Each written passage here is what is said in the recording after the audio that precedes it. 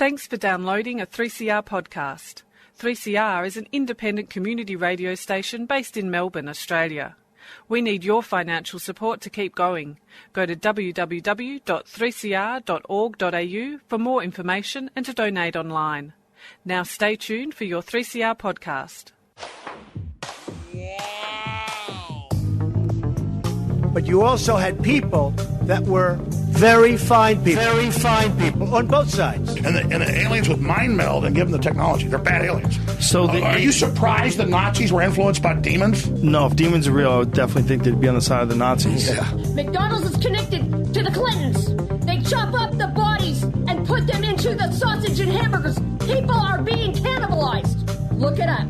And I'm watching CNN talk about this as violent white nationalist protests. We have done everything in our power to keep this peaceful, you know? It's Pepe's become kind of a symbol.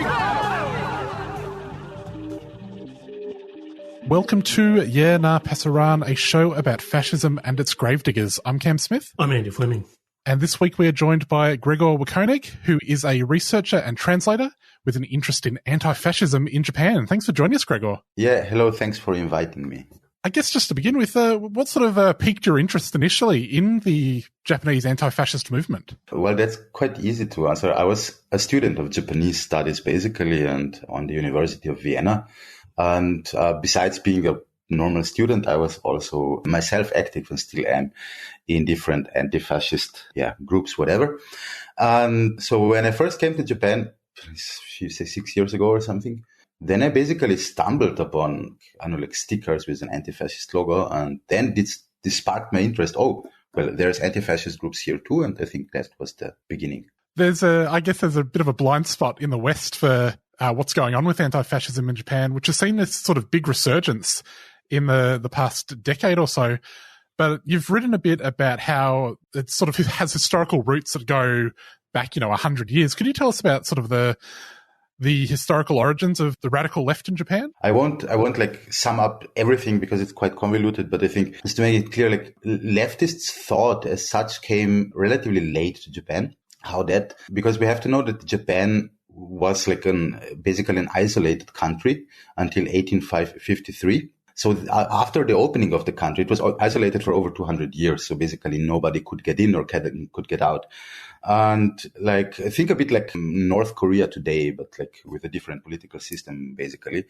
And of course, then Marxist ideas and also anarchist ideas started slowly to pour into Japan. So we have the first anarchist thinkers even in the end of the 19th century in Japan. At the beginning, it was the left was, of course, at least people an organized left who would call itself that way was not present. There was just a lot of thinkers, kind of. But around in the 19th century, at the beginning, or at the change of the centuries, first more organized groups appear. And let's jump into in the 1920s or something. So at the beginning of the 1920s, we already have the first attempts of unionizing. We have groups, leftist groups, who call themselves this way. Anarchism plays a important role in the ideological development of the left. So, and it's quite huge. At least it's by the state is considered a threat. So we have the first instances of repression even there. People are being executed. Parts of the activities are quite radical. We have talking bombings and stuff from leftists against the state. And the other really important thing is here what the ideological backbone, I would say, is of that time of the left. It's a ideological baseline which is present or very important in parts of the Japanese left or radical left until today, is the opposition to the monarchy, to the so-called Tenose in Japan. So if we look at the thing today, a lot of people consider the Japanese emperor Tenno just to be some kind of symbolical figure, which by law he kind of is, but even more back then in the, let's say, 1920s, he was a monarch, with a which had a lot of influence or power in his hands. And also we have to know that Japan back then was a colonial empire modeled after European colonial states. And so, of course, and imperialist power. So, of course, the main question or one of the big questions of the radical left back then was how to topple this monarchist system, how to topple, on the opposition, of course, against Japanese imperialism or militarism. So, these questions were also deemed that back then, from 20s on, we could say by parts of the left as anti-fascists. They called it themselves. It was also the time where fascism in Italy started to become a thing. So this would be the very beginnings, I would say, of the Japanese left. Gregor, could you tell us a bit about the Kanto massacre and the effect that had on Japanese society? Yeah, the Kanto massacre was, to put it very shortly, it was the first, or not maybe not the first, but it was the biggest pogrom which ever happened on Japanese soil. It was a pogrom where around 6,000 Korean migrant or slave workers brought over from Korea to Japan were killed. And it happened in the aftermath of a event which shapes Japanese history until today. It was the Kanto earthquake. It was basically a big earthquake, an event which happens in Japan regularly, which as far as we know, So in this aftermath of the earthquake, which basically was the cause of Tokyo burning down completely, because back then the city was made of mostly of wood. So a big firestorm appeared, which raged basically for days. And in this chaos, the Japanese government started to spread false rumors about hordes of Koreans plundering Tokyo, or we have this interesting thing that they accused Koreans of poisoning wells, which is as we know, a known motive of anti-Semitic motive. We know this, Jews poisoning wells. So there is a parallel to this. Anyway, the pogrom, which was carried out by the police, by parts of the military, by right-wing extremist vigilant forces, groups and also by the civilian population, raged on for days. And how did this pogrom look? It was there is for example, this interesting story that checkpoints were being put up on the streets of Tokyo, and people had let's say count to 10 or recite a poem. And if they had a visible accent, let's say a Korean accent or a non-Japanese accent, they were either arrested or killed on the spot. I mean, also Chinese people or even Japanese people fell victim to these checkpoints. Let's say if someone was from Okinawa, where they don't even speak Japanese, but another related language, or let's say from Hokkaido, where the dialect is very different from what is being spoken in Tokyo, those people also sometimes were killed at these checkpoints. So in the end, this pogrom wasn't one of the reasons also for this pogrom, for the start of it, was a clearly anti-leftist one. So it was, in this case, it was anti-communistly motivated. So how do we know that? At one time, back then, we had significant parts of the Korean labor population, which numbered around a few 100,000 people at that time, were organized in unions, were politically active on the left side. And they, of course, were targeted by the Japanese state. And on the other hand, also at the pogrom, the state tried to sweep parts of the left. There were hundreds of arrests of leftist activists. They also were executions. We have one of the massacre in the Kamedo prison, where I think 23, it was basically some union members were killed. And also kind of prominent figures of the Japanese left, let's say Osugi Sakai or Ito Noe, two very, very important anarchist thinkers. Basically, until this day, were also liquidated at that time.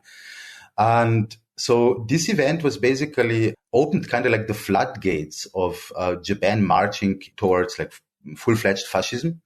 And also, it was one of these big repression waves which the Japanese left have to endure, especially in the 20s. In the aftermath of the earthquake, there were then a law was made which basically enabled the state, gave the state a free hand to it was kind of an anti-leftist law, which gave the state, like I said, a free hand to basically imprison whoever they wanted, and it happened in a lot. What role does this massacre play in the history of the far right and the history that they tell of themselves in Japan? Is this something that's denied, or is it something that's celebrated? No, it was the massacre. It's not celebrated at all. Of course, I mean it's.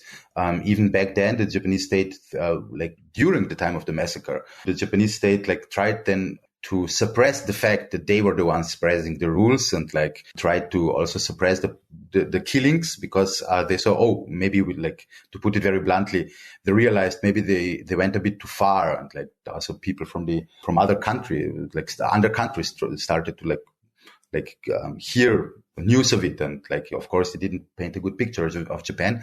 So what happened with the pogrom afterwards is that it was basically completely kind of like forgotten. It was also not really legal to speak about it, especially during the times of Japanese fascism. We have to wait until like the 60s or 70s when first publications start to come out about this massacre, publications which were basically like in Japanese for a Japanese public. And like I would say, like until 72, 73, the Japanese state just didn't like really recognize this pogrom, this massacre. So it was like it never happened, kind of. And like what did it mean for the development, of course, of Japan, of the Japanese state back then, was that it was like a strong sign. Like if you did, like, as a Korean or non-Japanese, you're basically a fifth-class citizen. And even as a Japanese leftist, you are like threatened by basically being killed. In terms of situating fascism within Japan, what do you think, if anything, makes it distinctive from other traditions? It's a good question, which I've not so far in my studies like to give about Japanese fascist ideology. It's such a good overview. But from what I can tell is that it has this Japanese fascist ideology has it at one point, like it has this strong religious moment, which, like, let's say in Italian fascism wasn't there at all. It was basically, or even national socialism, which were in its ideological core, they were like anti-religious movements. And Japanese fascism relied a lot on Shinto organizations. Shinto is basically one of the two main religions in Japan. It is considered like the Japanese religion of Japan. The other would be Buddhism, which is more like considered as like Chinese or something from outside. And so you had this strong support from Shinto groups, of course, also because like Shinto was made as a religion. It was like shaped into a Japan-wide, like, how would I say, like a supporting ideological or also structural pillar of the government of right-wing ideology.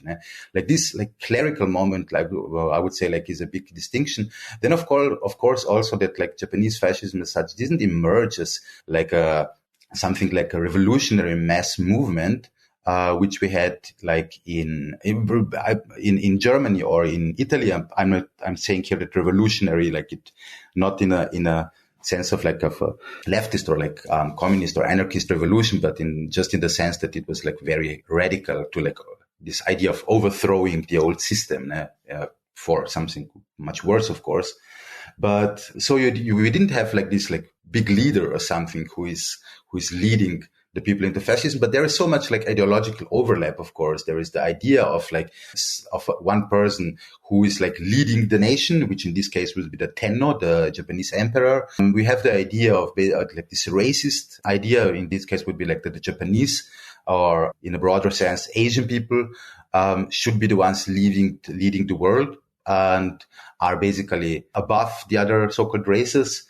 What was then like, of course, starts like anti-communism. These are parts which are, of course, overlapping with fascism here. But what combines it, of course, it's like this racist idea, like which manifested, of course, itself not only in stuff like the Kanto massacre, which was like, we could say like it's a proto-fascist event, but also in the Japanese imperialism as such, because like imperialism in itself also always carries like racist ideas. Gregor, I want to ask about the resurgence of anti-fascism in Japan, but I guess we probably have to breeze past about 70 years of history to get there. Could you maybe just briefly explain why Japan needed to have a resurgence of anti-fascism? What happened to the left in Japan, post World War II up until 2011 or so? I would just briefly include what happened in the Second World War, because like when we talk about fascism, a lot of talk is also there about like what happened with anti-fascism, how it was active during the times of fascism, which is like a very brief history, unfortunately. So we had some groups operating in the underground. It was mostly it was like just like publicating stuff. One example would be like the Akahata, the red flag. It's the newspaper of the Communist Party in Japan, which was basically printed throughout the fascist times illegally.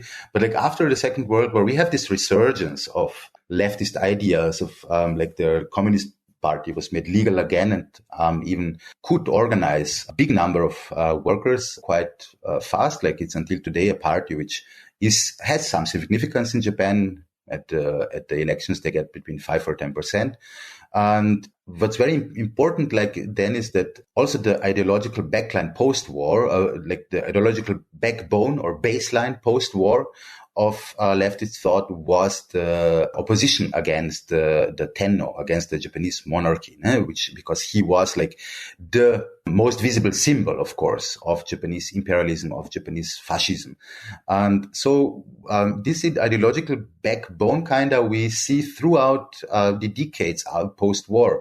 It became, like, of course, very important in the 60s when the Japanese left radical student movement emerges, which is and the anti-fascism, let's say, of the student movement, which was highly influential, of course, for Japan, for like it left a big mark on Japanese history.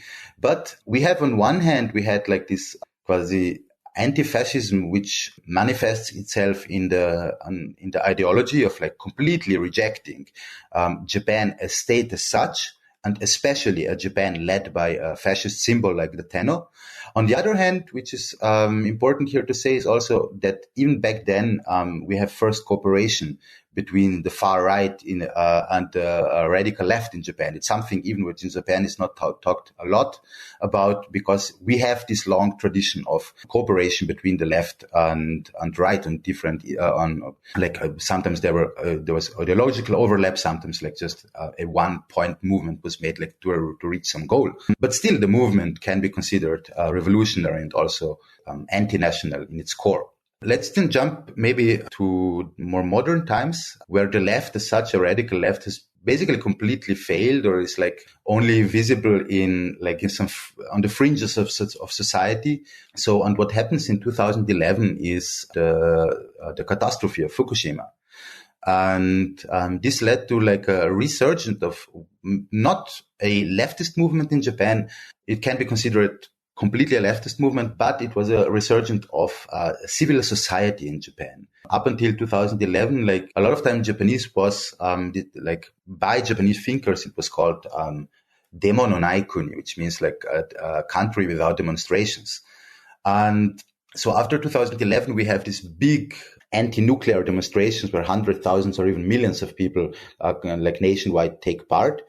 And from this movement, which consisted mainly not of leftist or right-wing activists, but mainly of people who never before were engaged in any kind of politics. So, and from this movement, a new anti-fascist groups emerge, which has basically almost no connection to the old school left, which we like to what basically remained from the big leftist movements of the 60s and 70s.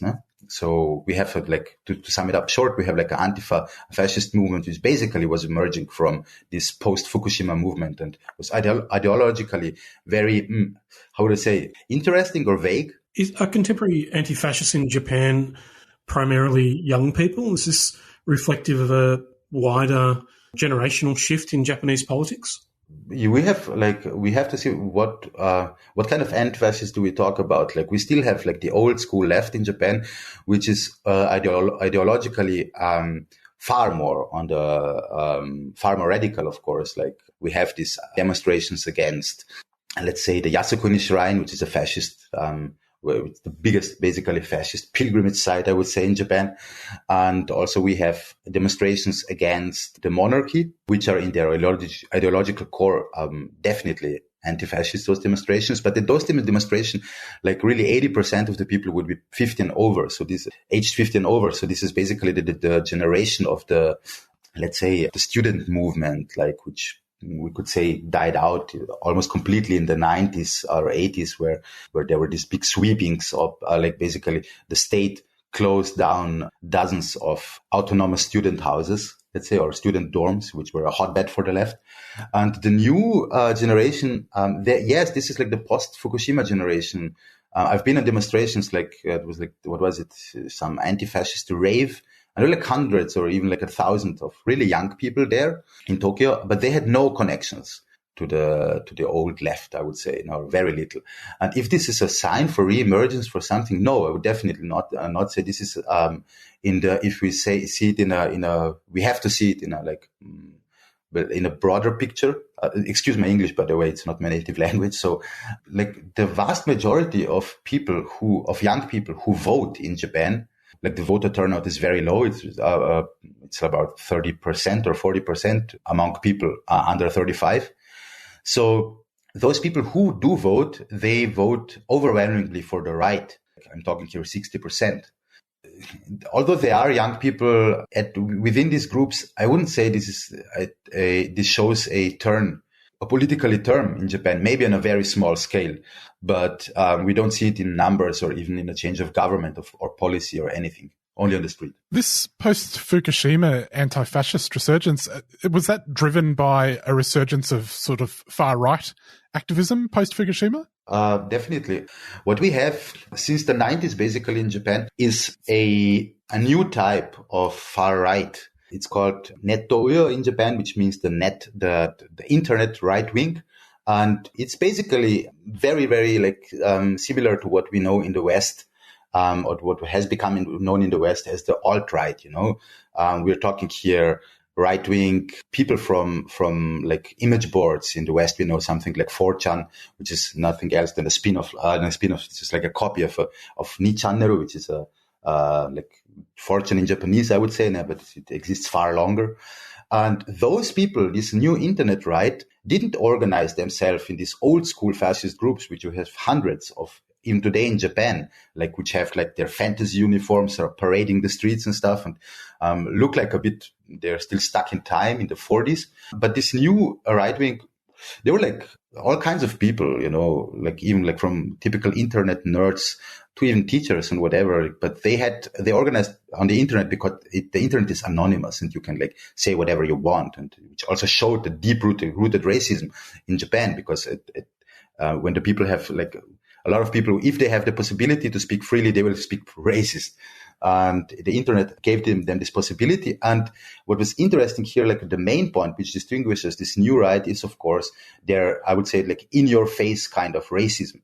The old fascist groups or the old right in Japan, they are in their core, they are totally racist. They're like colonialist until today, imperialist until today. But the racism as such, isn't like their main ideological pillar. And with this net right, they were those guys who basically shouted even on the streets like to like kill Koreans and other racist slogans.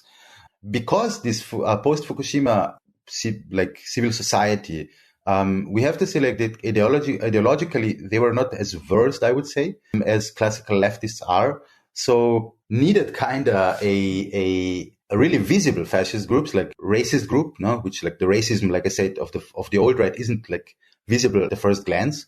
So of course, like it was a reaction then also to this new far right, to this net right, which was so visibly racist, like you couldn't basically just, how would I say, you couldn't ignore them anymore, because they were marching even there was this family from the Calderon family from the Philippines, and which was about to get deported, and it was kind of big, like it became a topic in Japan, and those racist groups started to, let's say, they made a demonstration in front of the house of this family, of course, like traumatizing the children then who were living with this family. So this was like, I would say the starting point of this post-Fukushima Antifa to stop those very, very visible and also like openly racist groups which organize themselves on the internet. Could you speak a little bit about the Ainu people and the civil rights movement around indigenous people in Japan and how that sort of fits into all of this? That's a topic I'm not really well versed about it. Ainu people, like, I'll try to say whatever, like, I know it's like basically they're an ethnic minority in Japan, which was like until the 90s, basically, they were not even recognized by the Japanese state. So they were, although they were Japanese citizens, of course, they had no like right to use their language, like let's say in school, other than like some private schools, which is like they cost a fortune, of course. And so their language died out. Today, we do have some people who consider themselves Ainu, like in Hokkaido, in the very north of Japan. So it's it's basically a history of like a suppressed ethnicity, a minority throughout hundreds of years, basically now, even of Japanese colonialism, when Hokkaido was colonialized long ago by the Japanese state. And so today, Ainu people are, or not even today, like let's say from the 70s on, Ainu people are, they have linked on to, or like, joint forces with other minority groups in Japan, which would be like the Burakumin, which is like the lowest caste in Japan. It were people who were like seen as something like the untouchables, and of course they joined also forces with the Korean minority in Japan. And in the 70s, we also have like these minority fights in Japan. They're very important because like the Burakumin or the like Koreans in Japan and even Ainu, they like, kind of got their first rights. It was a civil movement, of course. Like it was about like not so much about revolution, then it was more about simple human rights, like to speak their language, to not be discriminated and stuff. And so, of course, also these movements we must definitely like include into something like a anti-fascist anti-fascist history of Japan. Gregor, a few months ago in July, the former Prime Minister Shinzo Abe was assassinated, and obviously his death has triggered a good deal of discussion in Japan. But what effect has it had on anti-Korean, or in what sense has it helped to encourage anti-Korean racism in the face of the, alleged involvement of the Moonies in this plot or in this event? I mean, there was like the Unification Church. Like I do think that the term Moonies is a bit like we are talking here about a right-wing Christian sect, not about some kids' play, which you can say the Moonies. It's like typical Western, like I would say it's a bit Orientalist. Saying it to the moon is because just it's like this cute washing of Asia, maybe. Anyway, the Unification Church as such is a Korean religion, of course, and there was some in the media, especially the right wing media or on internet. There was some talk about of course it's the Koreans. They're like now that they were killing like our beloved former prime minister. And also there were some demonstrations from smaller right-wing groups who basically said what I said right now, like this anti-Korean sentiment. But I don't know that if it like led to a big resurgence of like anti-Korean hate in Japan. Like anti-Korean hate in Japan is so, I would say, is so prevalent in big parts of the Japanese society that you don't need. I don't think it really changed so much. It was that it really like I would say sparked the new fire of anti-Korean hate. No. In 2018, at a Republican Club event, the founder of the Proud Boys, Gavin McInnes, celebrated the 1960 assassination of the socialist MP Asanuma by a local fascist. How are such actions viewed by contemporary fascists in Japan? Are they too proud of his murder? And what's the general, I guess, relationship of the movement to the use of violence for political ends? Yeah, of course. I mean, like this is until today seen as a heroic act by a lot of far-right groups in Japan. I mean, of course, they're proud of it. No? Like a socialist politician was murdered, and of course, it is implying violence. I mean, like, for example, shouting like "kill the communists" or like even like "kill the Koreans" by whichever like part of the far right we are talking about right now is super common in Japan.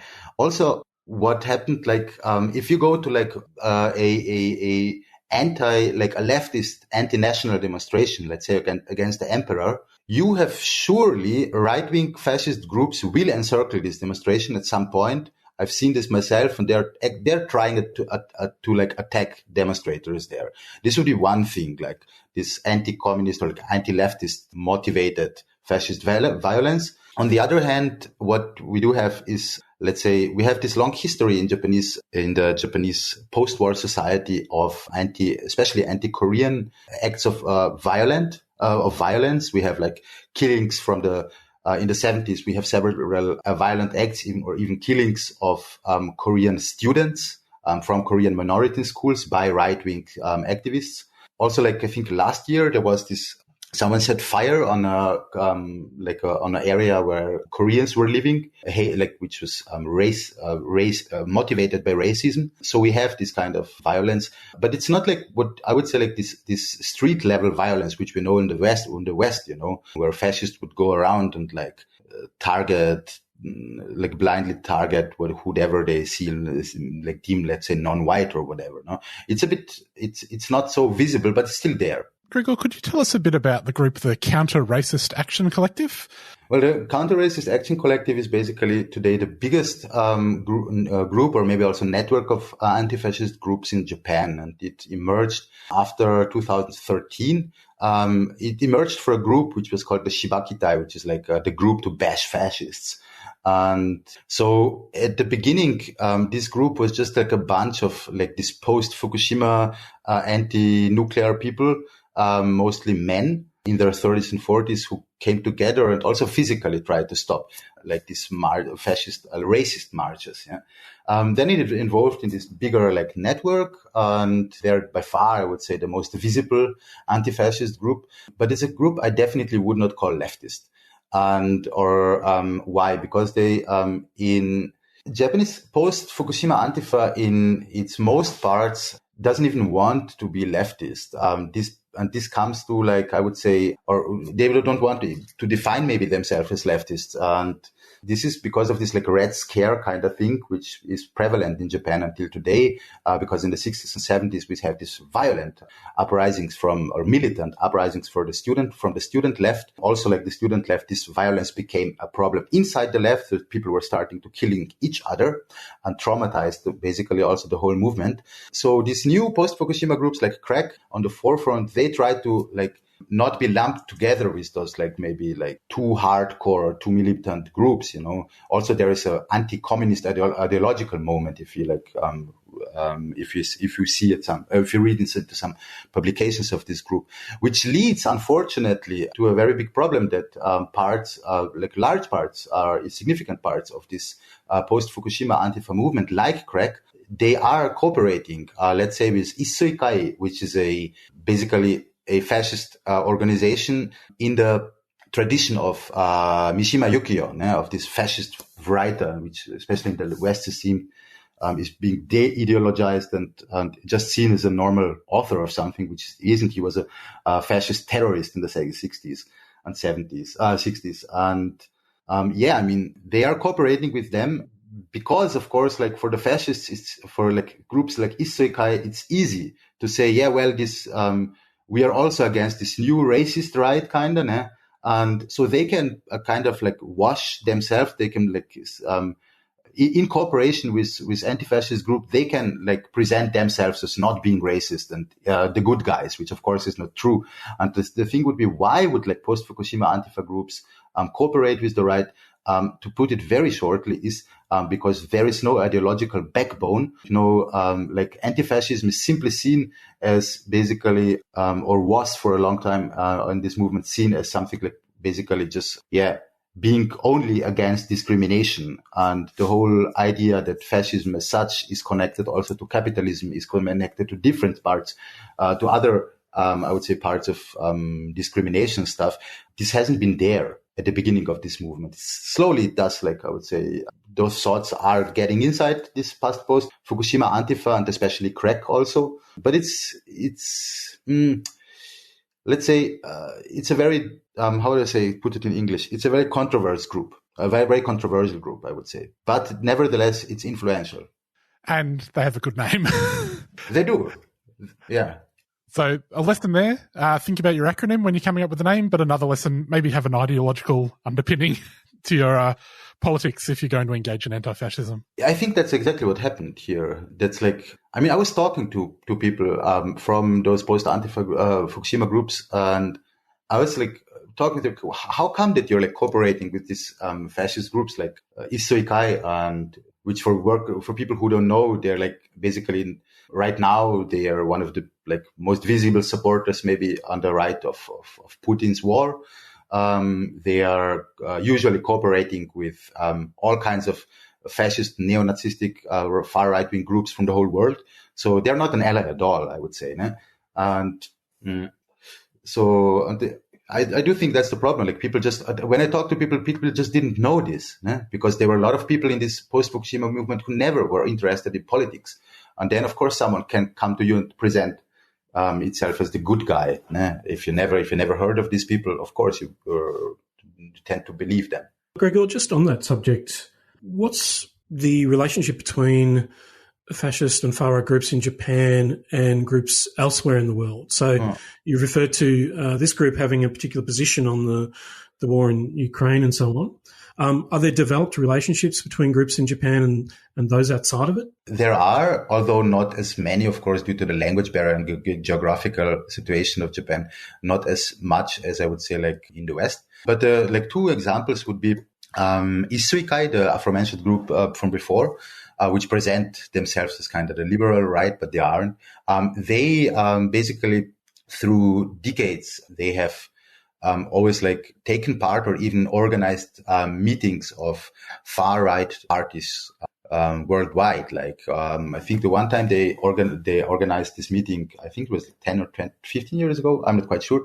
They invited like proponents of far right parties from Europe. Let's say there was Andreas Mölzer was there from the FPÖ in Austria. Jean-Marie Le Pen from France was there in France. Zhirinovsky from Russia, and all those like big figures. They invited them to Japan. Then they were staunch supporters of the Milosevic regime, and also went to Serbia and met with, how is this guy's name? Vojislav Šešelj, fascist kind of leader figure in Serbia. And so we have this kind of like more on this party level and like non-fascist style connections. And then we have like, let's say, Zaitokukai leader Makoto Sakurai, or the Zaitokukai is basically the biggest group from this internet right. And like he was a guest of some, I don't know the name now anymore, but there was a neo-Nazi conference in the US a few years ago, which was like really from this neo-Nazistic spectrum, like Ku Klux Klan style and alt-right style of groups who were there. And he then held anti-Semitic speech, which he basically said, we have to get rid of all the Jews in the world. I'm just quoting him now. So he was also part there in America, was touring America there, had a few speeches, if I'm not mistaken. So there is some cooperation, definitely, yeah. Gregor, I guess a lot of the activity from the radical left that we've seen here in the past few years has been related to the Olympics and opposition to the Olympics. Could you tell us a little bit about that and where the momentum for that has gone now that the games are over? Yes, the anti-Olympic movement was definitely like one of the most visible radical left movements in Japan, at least in the first years of their beginning of the movement, which reaches back like more than 10 years ago, when basically Japan was even still like in this like election kind of process. Like it wasn't clear if the Olympics would even come to Japan, and it emerged basically from like an anarchist, from anarchists or from the homeless movement, which is very, very parts of it are anarchist inspired, at least to say, and it emerged from this homeless squatting movement. It was a big part of the anti-Olympic protest. Because, of course, the Olympics came with like a sweeping of parts of Tokyo of the homeless. They sent them away and people were fighting for it and stuff.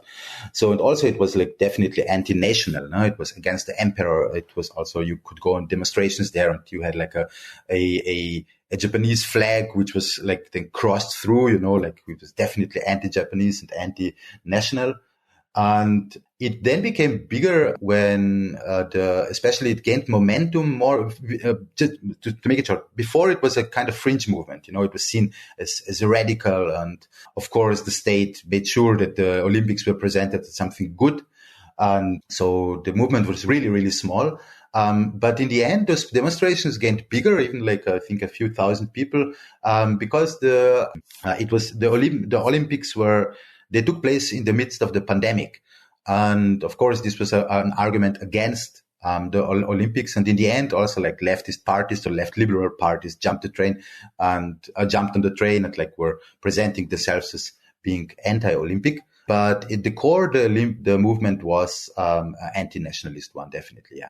In terms of this net right, I wonder what influence doctrines like QAnon and a figure like Trump, how do they affect these expressions, these political expressions? Have they registered? Have they been adopted by the right in Japan, or have they been ignored? They've been, of course, adopted by the right in Japan. I mean, parts of the Japanese right, but from all parts of the right, be it like the net right, or be it like the more old school, the old right. A lot of them saw Trump as, let's say, is a good figure, basically, and where you have had like demonstrations in Japan where they were waving Trump flags and like, let's say that, saying that also the election was rigged and stuff. And he had like kind of big supporter base. And also like QAnon as such, of course, it also came over to Japan. I mean, there was also an own branch made, like J-Anon it was called, which was ideologically a bit different and had different kinds of conspiracy theories which backed their ideas. But in the end, of course, it was still like this, in its core, anti-Semitic world conspiracy theory kind of crazy thing. And also, which is interesting, the founder of QAnon, like the guy who basically started the whole thing, he lives in Japan. So, yeah, I mean, like these conspiracy theories, even pre-QAnon, this stuff is long there in Japan from the 90s on, this net right. QAnon as such wasn't something new in Japan. We had conspiracy theories like that. I mean, they were endless in Japan.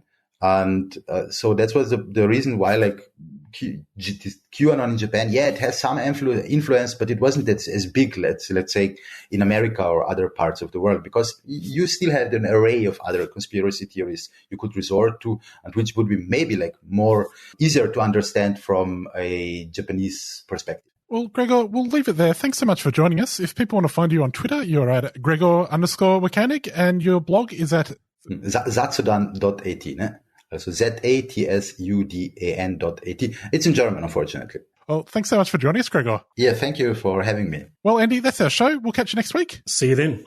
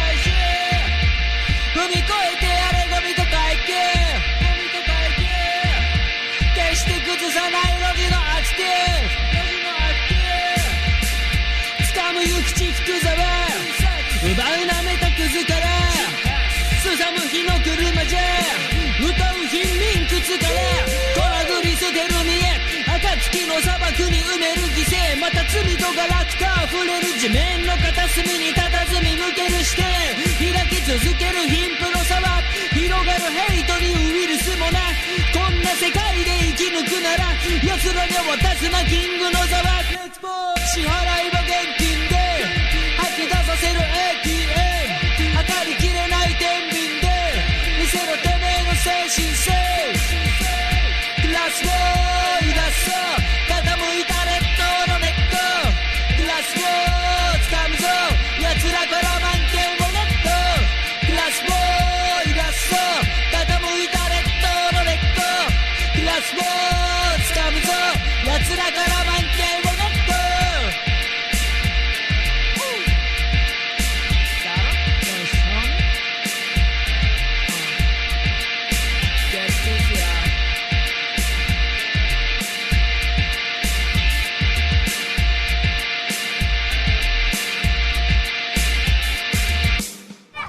I've had a few jobs over the years. None I've really loved. A mate suggested I use my skills to teach. Turns out I only needed to study for under 2 years. Now I'm in demand, in a secure career I love. Come on, kids, gather round. Are you ready? Fast track your study and start teaching sooner with an accelerated learning program. Visit vic.gov.au/teach the future. Authorised by the Victorian Government, Melbourne. A 3CR supporter.